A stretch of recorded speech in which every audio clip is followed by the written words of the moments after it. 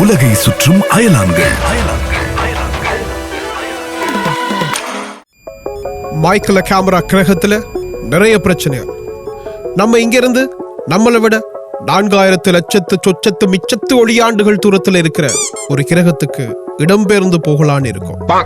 அந்த கிரகத்தோட பேர் பூமி, தி எர்த். அப்போ மக்கள் எல்லாரையும் தயாராக சொல்லட்ட தலைவரே. நோ நோ நோ நோ, பூமியில இருக்கிற மக்கள் எல்லாருமே எங்களை வில்லங்களா தான் பாக்குறாங்க. அப்படி எடுத்து வச்சிருக்காங்க அவங்க படங்கள். ஆனா அந்த படங்கள்ல இருந்து அவங்க எப்படிப்பட்டவங்களும் நமக்கு தெரிஞ்சிருச்சு. ஆனா அங்க இருக்கிற மற்றைய விலங்குகள், தாவரங்கள் பற்றி நாம ரொம்பவே தெரிஞ்சுக்கணும். அப்போ நீங்க அங்க போக போறீங்க. அது வரைக்கும் நான் மைக்கேல் கேமரா ராஜ்யத்தை பாத்துக்கணும், அதுதானே? 2026 பதவியாசம் உனக்கும் வந்துருச்சு போல. உன்ன சொல்லி குத்தமில்லை. நம்ம கிரகத்துல இருந்து 2 பேரை தான் நான் அனுப்பி வைக்க போறேன். பில்டப் மியூசிக் போட்டு ஐ பிச்ல அவங்கள கத்தி கூப்பிடலாமா? வேணாம் வேணாம் வேணாம், சும்மா கூப்பிட்டாலே வந்துடுவாங்க. ரேடியோ எல்லாம் ரெடியோ? நான் ரெடி தலைவரே. இந்த ஸ்பீக்கர் தான் எங்க போனான்னு தெரியல. ஸ்பீக்கர் தானே, ஊர் முழுக்க தம்பட்டம் அடிக்கவே தம்பிக்கு நேரம் போதாதே. வரட்டும், காத்திருப்போம். தலைவரே, என்ன நம்பி இந்த வேலையை கொடுத்ததுக்கு ரொம்ப நன்றி தலைவரே. நான் அந்த பூமிக்கு போயிட்டு எல்லா தகவலையும் திரட்டிட்டு வந்து 1000 கார்த்தி மாதிரி தூதுவனா வந்து உங்களை என் தோள் மேல தூக்கிட்டு. இந்த வேலை உன்னை நம்பி கொடுக்கலப்பா.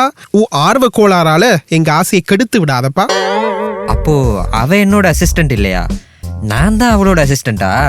அப்படி பொதுவா சொல்லிட முடியாது, ஒரு ஃப்ளோவுல சொல்லலாம். சரி, முதல் எபிசோட் இவ்வளவு இழுவையா போட முடியாது. 2 பேருமே போயிட்டு விவரங்களை தேடிட்டு எனக்கு அனுப்புங்க. ஓகே, நான் போயிட்டு வரேன். ஆசீர்வாதம் பண்ணுங்க தலைவரே. ஜெய் பாலையா, ஜெய் ஜெய் மைக்கேல் கேமரா. என்னங்கடா இது, கண்ணை மூடி திறக்கிறதுக்குள்ள ஏதோ ஒரு காட்டுக்குள்ள இறக்கி விட்டுட்டீங்க. பரவாயில்லையே ஸ்பீக்கர், இது காடுன்னு தெரியற அளவுக்கு அறிவு வளர்ந்துருச்சு. நானே காடு என்ன காட்டு காட்ட போகுதோன்னு இருக்கேன். வேலையை கொடுக்கும்போது ஏதோ ஸ்டைலா வாங்கிட்டேன். இப்போ என்னடாண்ணா லப்பு டப்புன்னு அடிக்குது. அத விடு ஸ்பீக்கர். அங்க கூட்டமா பிளாக் அண்ட் ஒயிட் விலங்குகள் தெரியுது. எல்லாமே ஒரே திசைய பார்த்துட்டு இருக்கு. ஆனா ஒன்னையே எதிர் திசைய பார்த்துட்டு இருக்கு. ரேடியோ, அவங்க பேர் தான் வரிக்குதிரை. அவங்களோட உடம்புல கருப்பு வெள்ளை கோடுகள் இருக்கும்.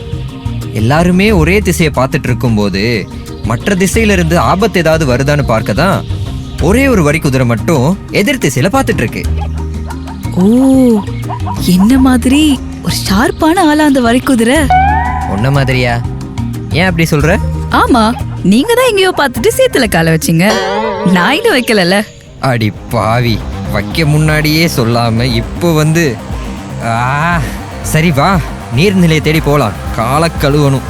அவதானமா இருக்கணும் ஸ்பீக்கரு. உலகை சுற்றும் அயலான்கள்.